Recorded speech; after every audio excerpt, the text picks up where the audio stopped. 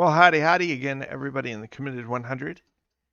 Glad you could be with us today as we look at the Western expansion of the church and church history. Kind of I hate to call it this, a lull, shall you say, in the history of the church.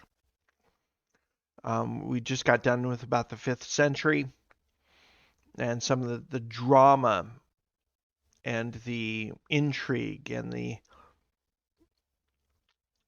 false teaching and the different uh, councils that occurred in the first 5 centuries. Now we start seeing the imperial church take shape. The marriage, the sacralism, as we call it, between the church and the state become a major factor, especially in what we would call the East, in Constantinople. After the sack of Rome in 410, we start seeing the re-centralization of power of the church into Constantinople. We will look at the rise and the impact of Islam in a couple of weeks and how it played a large part in the church in Constantinople, and how the church then returns back to Rome later. We see the expansion of quote unquote types of piety within the church, the creation of nunneries and monasteries, unbiblical positions of priests and archbishops, and just crazy amounts of tradition already being so enveloped of what we would call the Roman Catholic Church being in play by the 5th century. We are already also start seeing the rise of these pseudo gospels, Gospel of Thomas, the Gospel of Mary, the Gospel of Judas, playing into the theology, especially in the apocryphal books, Old Testament apocryphal books, playing into the creation of doctrines such as purgatory or the sacrifice of the Mass, that becomes clearly established by the 5th century and developed from the 5th century on, that the church makes a marked left turn to Albuquerque, so to speak, theologically, practically, that plays out in the rest of history. But as the church's centralization of power is during this time either in Constantinople or goes back to Rome, we see missionaries being sent out all over the world, and that different monasteries and or churches are founded by sometimes people that were anti-establishment, by some rebels, as we're going to see with Patrick and others, who resisted aligning themselves with Rome and what was going on already in the 5th century. Didn't take long for the apple to not only fall off the tree, but roll down the hill through the mud and into a river. The river being the Tiber River there in Rome, that separates one bank from another. It's common an analogy Dr. White uses to describe many Christians wading in their theology between the full Pelagianism of the Roman sacrificial system and the theology of the reformers and post-reformers, which I would include us in, on the other bank. Many Christians wade in the waters of the Tiber River between the two extremes, mainly because of what happens during this, let's say 5 to 700 AD, before the rise of Islam and the challenge that brings to the church, both physically and theologically, that then attitudes have to change. Entrenchments have to be challenged. we're going to see as this Western expansion occurs, certain key pivotal characters show up,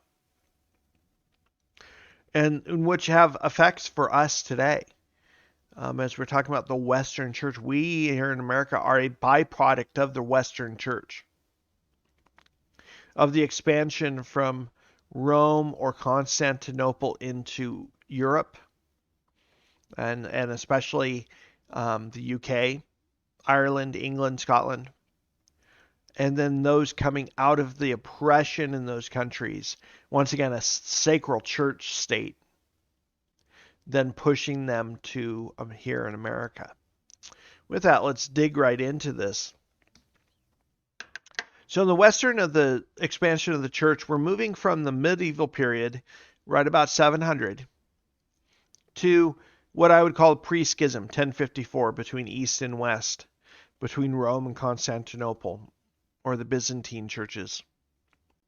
We're going to see an expansion of the sacral church, the state-run church, as right now the majority of Europe in 700 AD is the Holy Roman Empire. And there's really no difference between the empire and the church. Powers flow between one to the other.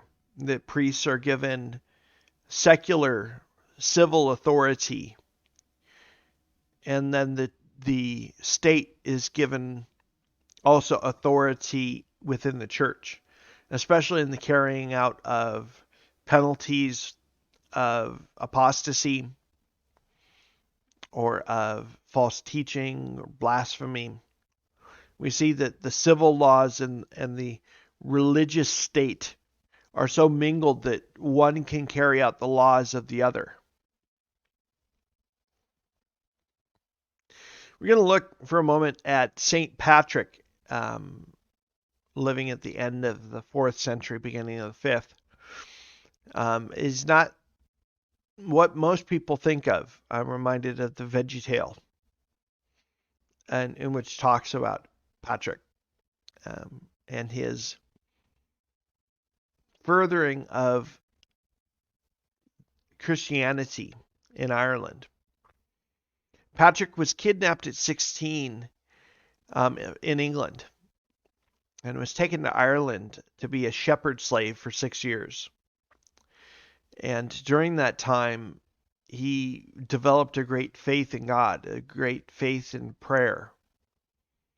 And after being set free from his captors in Ireland, he was only home in England for 2 months before he then becomes a part of the clergy of the church.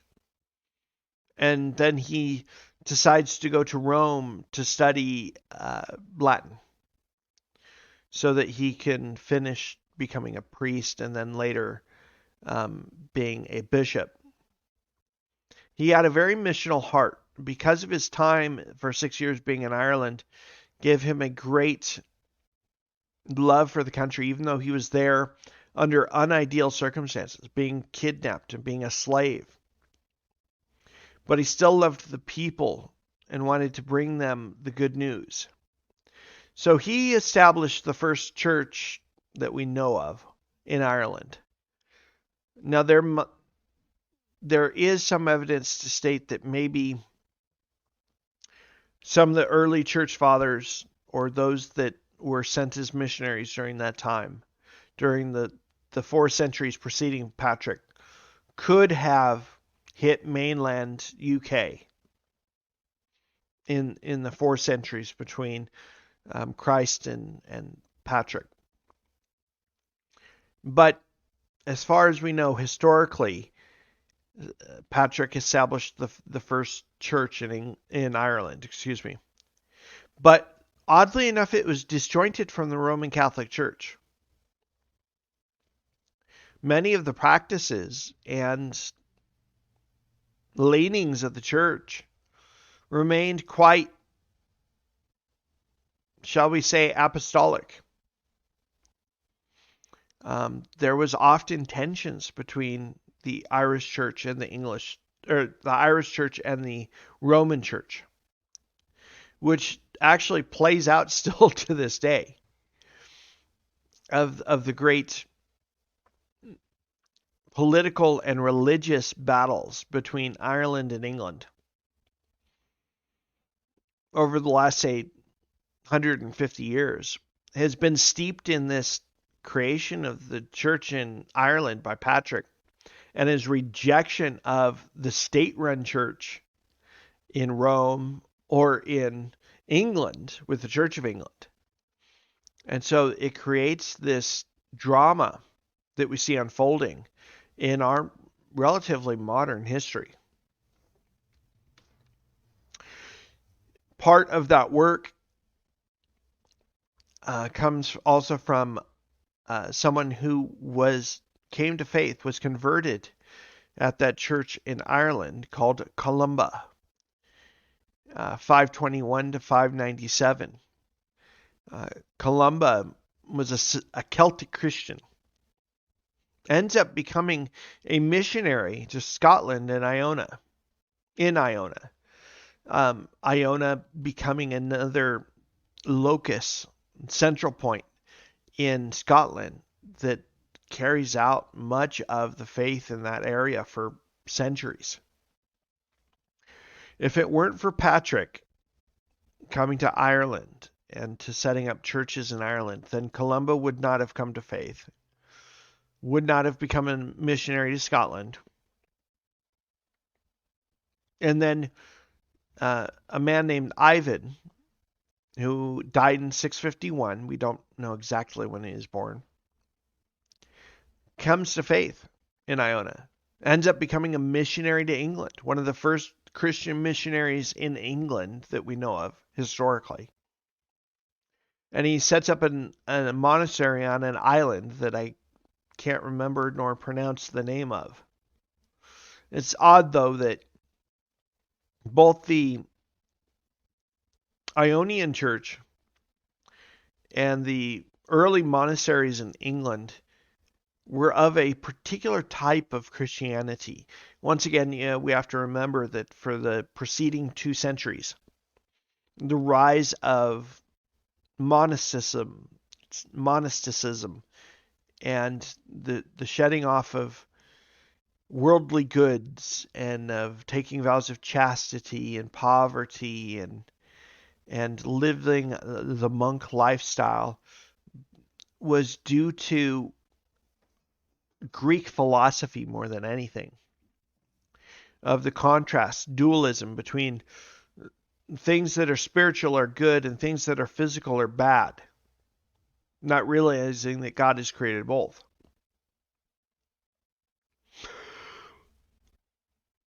So the setting up of these nunneries and these monasteries in Ireland and Scotland and England perpetuate this very surreal aesthetic Christianity, in which is becoming so vastly opposed to the highly becoming secular, and we're edging into the period of what's called the pornocracy for a very good reason, porneia. Just the absolute rampant sin and debauchery within the office of the Bishop of Rome. And churches such as those in Ireland and Scotland and England wanting to divorce themselves from what's going on in Rome and the sacral nature of the church. And yet that's what they themselves run into in just another 1,000 years.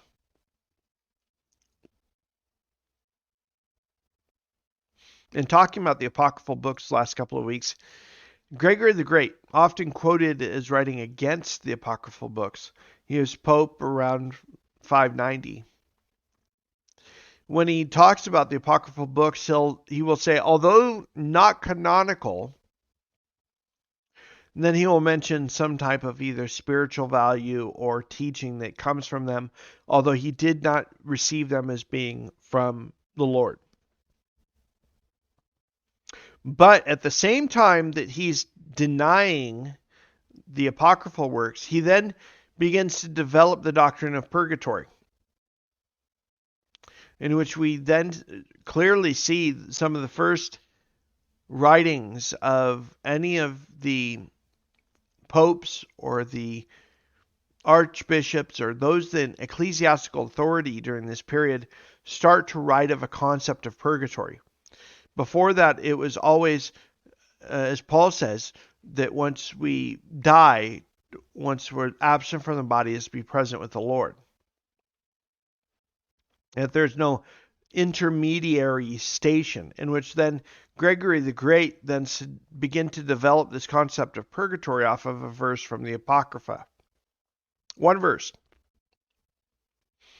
And it develops into the sacramental system, the treasury of merit, and the work of communion in keeping us saved, and then the process of confession, then absolving us of our sins so that we don't live being in either mortal or venial sins, giving us time in purgatory.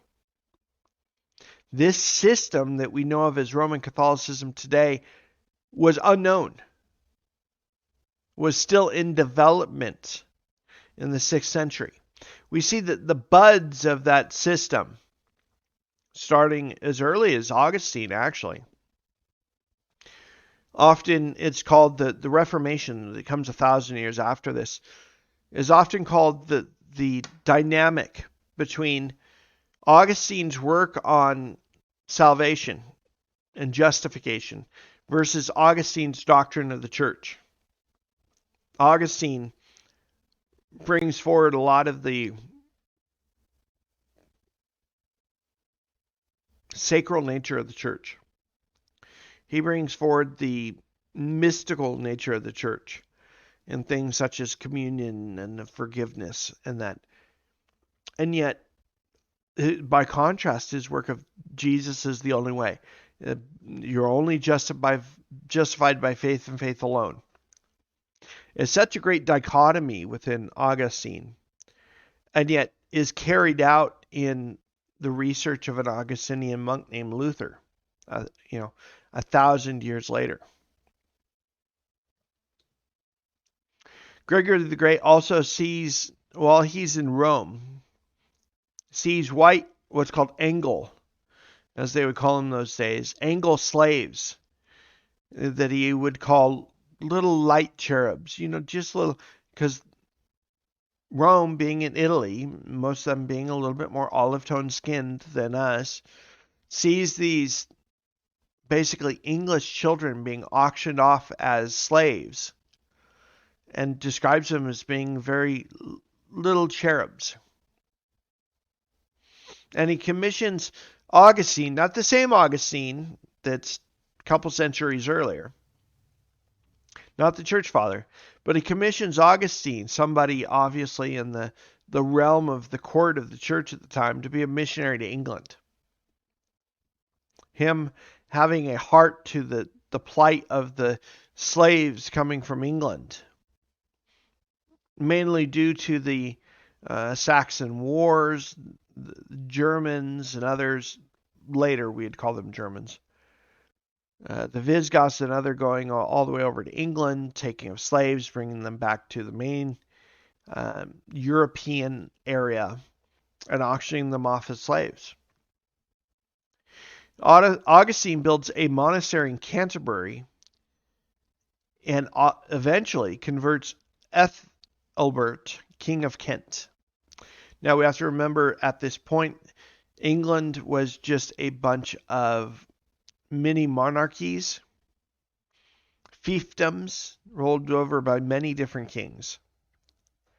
But of those that were in power of the majority of land was Ethelbert, King of Kent. And now this missionary from Rome itself comes to mainland England and builds a monastery in Canterbury, which we know, if we follow our history, Canterbury becomes focal for later the English Reformation of the Church and the creation of the Church of England. and which still to this day, the royals get married where? Canterbury. So there begins this stress between the English, the Scottish, Irish church. There's this dynamic between the English church being started really by the Roman Catholics, and then you have this upstart Patrick in Ireland creating, in many ways, his own form of, I would say, more apostolic Christianity. More leans more on the biblical side of Christianity. That then plays out in things like they were so vastly different. They had different dates for Easter and still do. So much so that by 663 there has to be a council to mediate between the English and the Irish as to the beginning of these wars and struggles and dynamics between the two cultures and the two churches. Unfortunately, the Council of Whitby, the Celts lose, and lose harshly. So much so that many of the modern drama between the English and the Irish go all the way back 1400 years to the Council of Whitby. And then the Irish being felt dominated by the then Roman version of the church in England, by being felt as though they're second-class citizens, being forced to adopt a theology and a missiology that they had never known. We also see what I call the German expansion of the church. Obviously, Germany does not exist as a nation, but you clearly see the Persian influenced church of the Visigoths and of the nomadic Germanic tribes that were existent in the area at the time. The first set of expansion of Christianity into, let's call it Northern Europe, is actually originally Arian. Denial of the true divinity of Christ, the nature of Christ, etc., in which the church had been dealing already for 500 years with the Arian controversy. But then Arian missionaries are the first ones to get to Germany, what we would know as Germany, in the 400s. Then they start coming across these pagan druids dressed in these fancy robes, believing that they draw power from the creation in which they worship, that ends up becoming folded into the culture of the church. This is where, even at the very beginning in the 400s, you see instead of molding the people that they're reaching with the gospel, it ends up the culture then conforms the church. We see this from then until now. The Roman Catholic Church, whenever it meets a new culture, co-opts the culture in their theology and in their practice. Chris, how can you say that? Take a look at when Christianity, Catholicism, goes to South America. You have a melange, a mixture that is made that later is called Santeria. It's witchcraft and mixed with a form of Christianity to appease the culture. That's all it is. It's a muddling of the mixture of Christianity with sorcery to appease the people. We see that in South America. Once again, with what can clearly be traced back to the worship of Asherath and Astarte, and the worship of Tammuz and his mother in the Babylonian fables, which had carried over to mainland South America and Central America, and now being wrapped up as this concept and idea of the Virgin Mary, who after Christ was no longer a virgin because she had other children. But we see this in this expansion, both in the West as far as the Americas, but also in Germany, the co-opting of even the pagan religion, of then having robes and garbs like the pagans. Them co-opting the pagans so much of them ordaining the pagan druids into the priesthood in order to get the people that go to their services, if you want to call them that, to join the church. The co-opting of the church to whatever culture that is around them is exactly why we have the crazy bending of the knee of denominations such as the SBC to culturalism, to our cancel culture. Instead of standing up to biblical truth, it's wavering. It's people such as Andy Stanley saying, well, we have to unhitch ourselves from the Old Testament. How about we just get ourselves out of the Old Testament to begin with and read it for what it says? The woke culture in the SBC and other denominations pushing in an agenda of saying, well, Jesus really isn't the only way, is he? Pushing in as the Druids did here in German lands, is then the priests started wearing the robes. And then holding on to their cloaks and their mitre hats and all the other craziness that comes from a melange or a mixture of the world and the church. Out of this work in what we call Germany comes Boniface. Boniface was a very rash individual, was sent as a missionary to the Germans, the Goths, in 718. His methodology of reaching them was power, that God has to show up like Elijah at Mount Carmel in order for them to understand. And then he has what's called the Okit Geismar incident, in which he comes across these pagan druids and is so offended at their offense towards God. Excuse me. That he then cuts down what's called the Okit Geismar, a large tree that was carved and worshipped, much like we see Israel going up to the groves and worshiping the phallic symbols that were there. The same way the pagans also having their carved idols in the trees, in which one day Boniface was so sick of the idol worship, he cuts it down. I say, go Boniface. But Boniface, it plays in later as he gains power into the church, that then he himself compromises and lets idols into the church.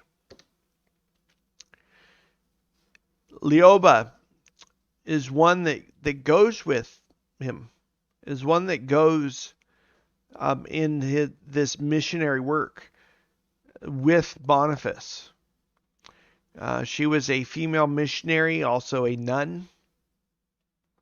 But she, of the very early period, was one of the first women to master both Latin and French.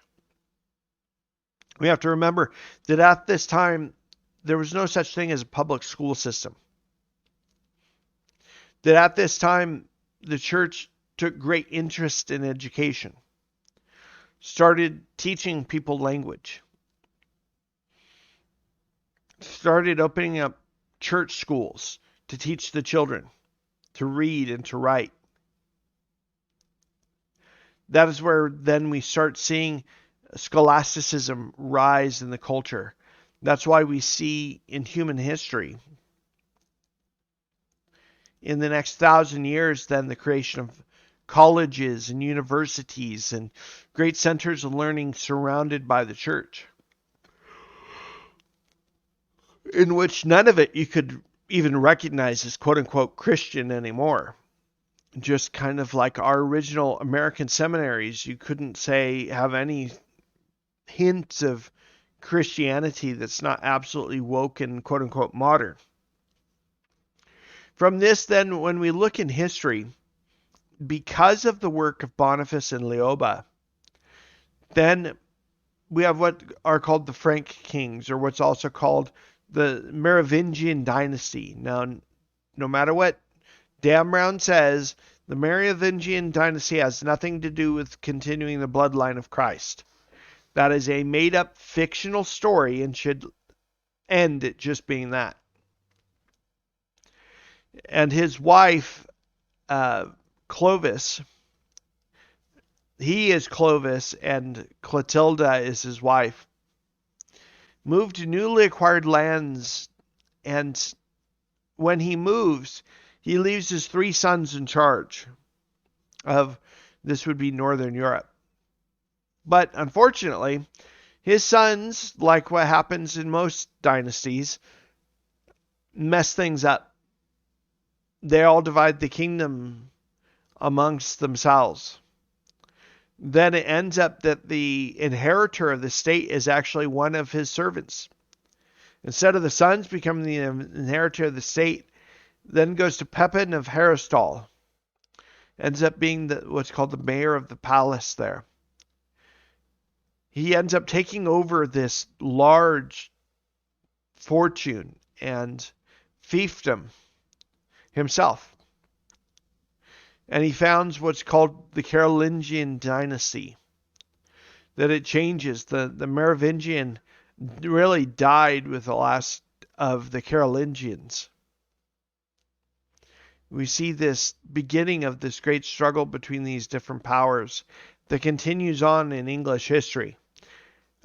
All you need to do is have a brief history of the church and the state in England and in much of Europe, because of the way it was structured, to these changes in the monasteries and the changes of these witnesses to these missionaries that are going out.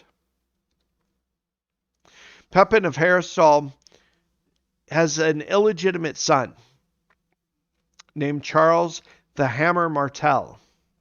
His last name that he adopts means the hammer, Martel in French.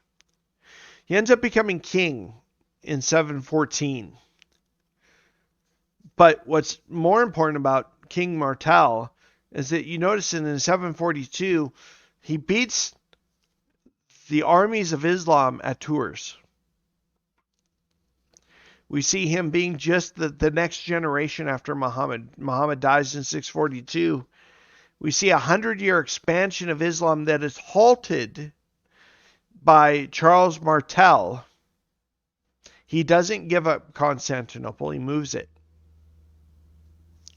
We start getting the great destruction of this Western movement of Islam.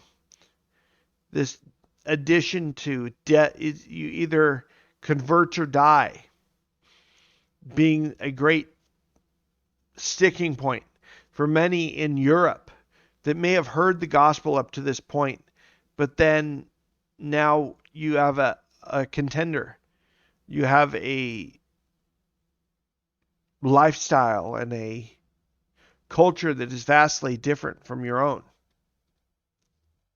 Pepin the Short is then born, son of King Martel, giving credit to his illegitimate grandfather.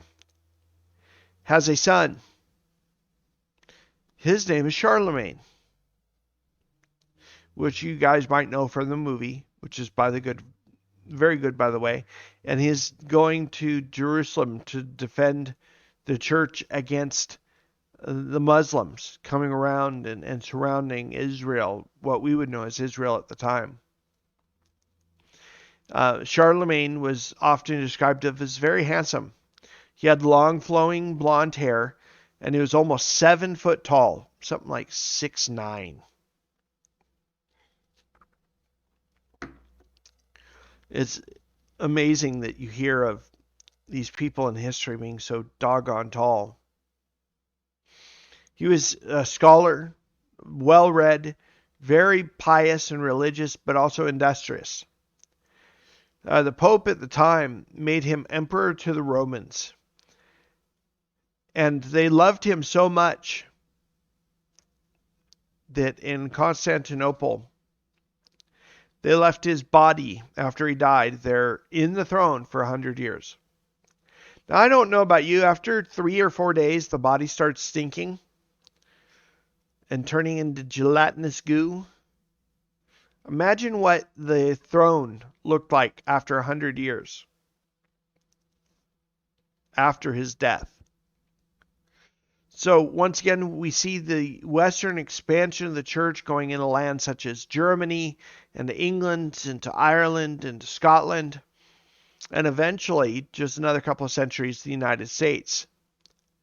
But we looked at the part of this medieval period between 500 and 700, before the schism, we're going to get to in a couple of weeks, and realizing the nature of the sacred church, the power struggle between Rome and Constantinople, and then in England. And starting out next week, we're going to start looking at some of the ecumenical council and the beginning of what we call the Catholic councils. Ecumenical being all the bishops being invited from all the world to come and to vote on these things.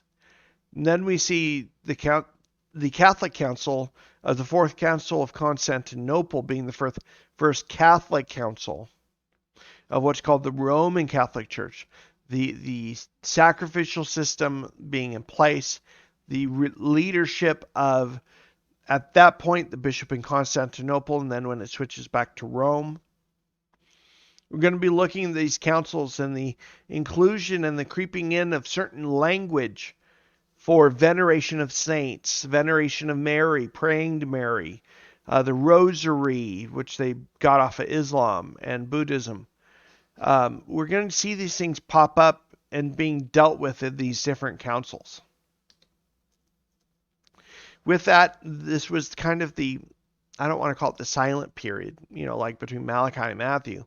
But in many ways, this 200, 300 year period, 400 to 700 approximately, closer to 5th century to 7th, 8th century, is a relatively quiet time for the church. Lots of intrigue and stuff is happening because of the characters involved. But predominantly, it's just the church continuing to move westward and their expansion and bringing the gospel to the whole world. Next week, start to look at some of the last of the ecumenical councils. Third Council of Constantinople, Second Council of Nicaea, then looking at the Catholic Council of Constantine, which begins a long list of Catholic councils that continues up to 1950 in Vatican II. We'll be looking at this in the development of Roman Catholic doctrine within the scope of church history. My prayer is that this bless you in your understanding of why are we at the way we are today? Where did some of this stuff come from? It comes from history. With that, I'll see you all later.